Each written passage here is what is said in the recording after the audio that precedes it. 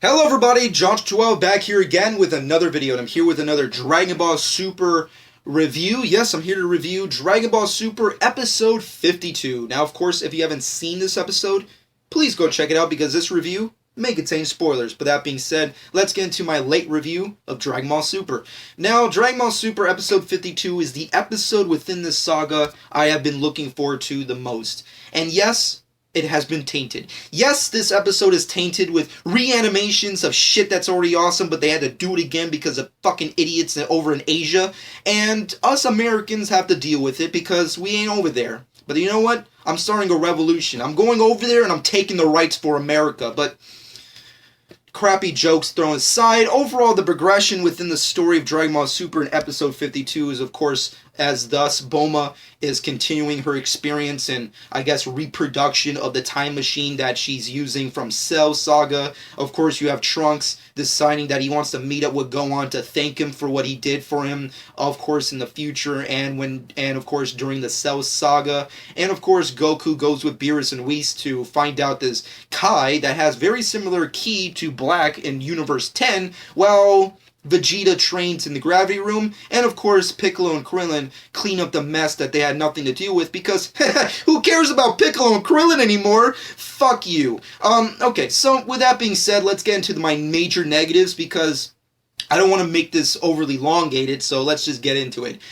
The reanimation of History of Trunks. Now, I know a lot of people have kind of been debating this on like Twitter and on YouTube about like how it's a good thing, how it doesn't even matter, how it's a bad thing. I'm on the front of it's a bad thing. And I'm not against it because they're reanimating the History of Trunks. If they want to reanimate. I mean, they've already done that with Dragon Ball and of course Dragon Ball Z in previous episodes within the saga and within Dragon Ball Super as a whole. I mean, like, they've been really big on, making one of two things very prevalent, which is they're really lazy, or Kai and Super are like the only things that are canon within anime of Dragon Ball, which is kind of disrespectful, but it is what it is. So, with that being said, the reanimation of History of Trunks isn't what really bothers me. It's the fact that it has to, it's done to fit within the agenda. That's what really bothers me because, if you want to reanimate something, reanimate it. If you do it right, it's good. But when you do it for the wrong reasons, that's when it starts to piss me the fuck off. Because I'm a hardcore Dragon Ball fan. I'd suck it off all fucking day. I'm not gonna lie. As vulgar as I can be, I'll fucking do it. But I'm not gonna suck on the nuts to something that's amazing when you're doing it for shitty reasons and when you have a crappy outcome. I hope I'm getting through to somebody out there with my vulgarity, but that's the basics of where I'm coming from. And I just hate the idea that they're doing it for the sole purpose of performing towards an agenda, and the agenda is because Trunks has blue hair. Trunks has blue hair, so they have to decide, well, when we reanimate him, we need to make sure that Trunks doesn't have purple hair, he has blue hair. And that annoys the living crap out of me. Do what you need to do to fit within the continuity of Super, but, don't fucking destroy and desecrate amazing content that was done the first time good. You don't when something works the first time, why break the formula? You don't do that. And, remakes are good when they're done right. But when you do it shitty, it's fucking shitty. So that's pretty much the best way I can put it. I'm okay with them reanimating shit, but do it for the right reasons, not those shitty reasons. Just because Trunks has blue hair doesn't mean you have to reanimate it just to make sure Trunks has blue hair. And I don't care what fanboys and fangirls say on YouTube and Twitter, that's the fucking truth. And that's the way I fucking... In the Johnska12 channel, we believe in respect and disrespect. And when you disrespect shit, you're getting a slap to the face. But whatever. The review goes on. Of course, let's get into the important parts of said episode, which is the major positives, which is Trunks meeting Gohan for the first time in this series. I personally loved it. I think it was the best part of this episode, and I wish it was the majority of this episode. Of course, the first half is really just about Bulma doing her own thing with the time machine, Trunks with his nightmares over Black, Vegeta with his, overall with my speculation being correct, that he's obviously really angry with the fact that Black has destroyed his family's life in Trunks' timeline, so he's kind of like training as a spark of revenge to get back at Black or whatever, which makes sense. I did speculate that in my previous review, so I guess, I was right on that front. And of course, Goku is Goku, so he's just kind of like in the background, like, I'm hungry and I want to train. Let's do something, Beerus and Whis, who want nothing to do with me. That's kind of where Goku's on that front. However, the Trunks and Gohan stuff, hands down the best stuff. I love their interactions. The reactions overall are priceless. I loved it. I mean, if there's one thing to take away from the episode is, number one, Trunks and Gohan are awesome together. Number two, Masako Nozawa kills it as the voice actress of Dragon Ball. She is amazing. I mean, like, her voice as Gohan taking care of Pan in this episode was phenomenal. I loved it. Like, there's a sequence within the episode, spoilers if you haven't seen it, of course, spoilers overall, but within the episode, there's a moment where Trunks and Gohan are sitting in the park, like outside their house or whatever, on the swing set, and Pan's like playing in the sand or whatever. It's very cute. There's like the sunset. It's a very good scenario and scenery, and Gohan is like explaining how, he wants to be strict with Pan, but he can't because she's so beautiful and playful, so he loves her dearly, and Trunks is kind of like looking on like, wow, this is really great scenario for Gohan. Like, it's very cool to see this, and I like that, and I love the moment where, like, Masako Nozawa does these voices as Gohan towards the baby, and it's so, like, heartfelt. I mean, like, Masako Nozawa is the best. She is. I know a lot of people, like, especially, like, the English dub fans, really, like, have a large disrespect towards her.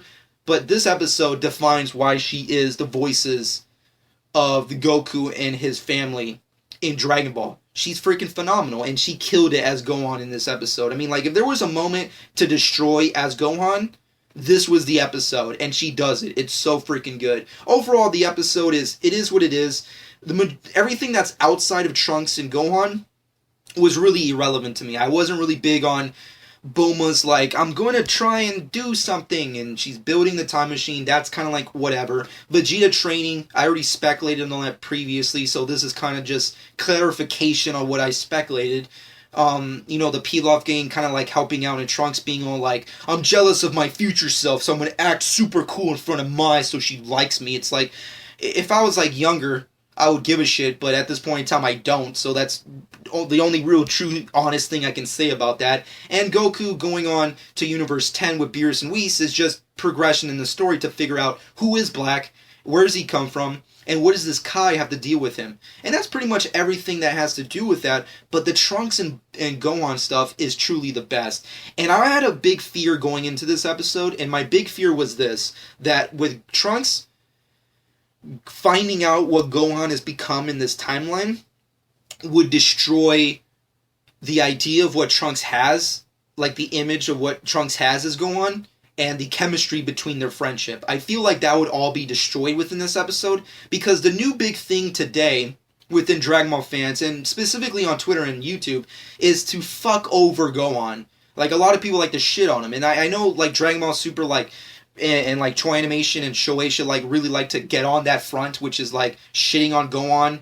But at the end of the day, Gohan fulfills his mission in life.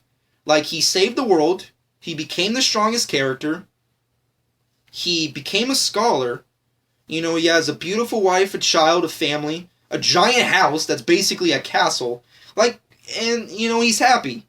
So, like, as much as I would love to see Gohan the fighter, like, that we all know and love from the Cell Saga when he was a teenager, he's fulfilled his goals in life, and he's happy. So, what are you going to do? And it's, I feel like the realization that Trunks has at the end of the night that he has with Gohan and his family is the realization that I wish all Dragon Ball fans have, which is, yes, it sucks that Gohan's not the same Gohan that Trunks knows or that we know from the Cell Saga and within history of Trunks, but he is happy, and he fulfilled his goal, which is to become a scholar.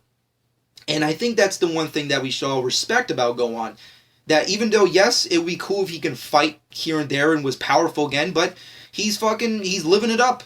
He's living it up outside of martial arts and fighting, and he's happy about it, so why give a shit to the guy? So that's kind of the realization that Trunks has that I think is good. I was fearful that wouldn't happen, but it did happen, so that was a huge upping the game up within the episode. Everything else was hilarious. I love Pan's moments with Trunks. I mean Pan, I'm just saying, if she continues this escalation in Super, she's gonna, be known as like the most powerful female Saiyan in history. She's just super awesome and powerful. Gohan was hilarious. The Great Sandman stuff, I loved it.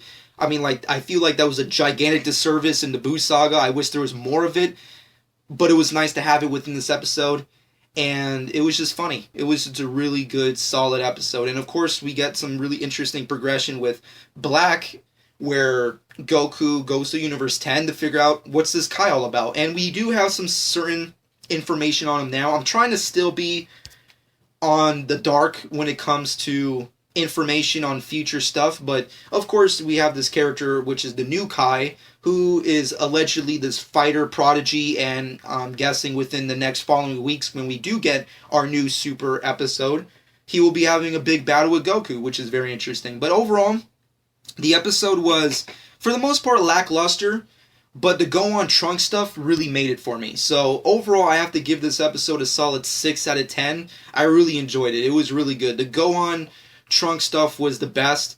The Bulma, Vegeta, Goku, like everything that has to deal with outside of Gohan and Trunks was kind of just whatever to me. And of course, the reanimation of History of Trunks really bugged me. I can't lie about that. I mean, a lot of people obviously can debate with this back and forth, but for me personally, I just feel that's just a gigantic disrespect to the property, and just completely you didn't have to do that. Especially just to make Trunks' hair blue. I mean, that's just stupid, but it is what it is. They did it. We can't go back from here. I mean, like, of course, fans could. We could just, like, reanimate that shit, but it is what it is. But let me know what you personally think in the comment section below. My final verdict is a solid 6 out of 10. I liked it a lot.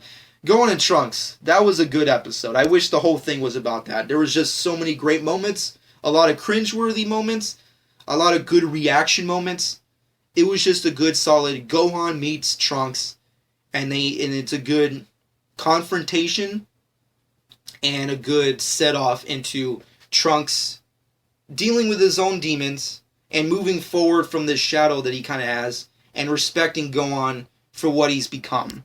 And I think that's the best thing to take away from the episode. But overall, let me know what you personally think in the comment section below. But overall, with that being said, newest Super chapter of the manga's come out. I'll be reviewing that as well. I want to say either later this week or earliest next week. So obviously be on the lookout for that, for the newest chapter review of Dragon Ball Super manga on my channel. But with that being said and done, shameless plug time. Follow me on Instagram at Josh12. Subscribe to my channel if you haven't done so already. And hope you guys enjoyed. And this has been Josh12.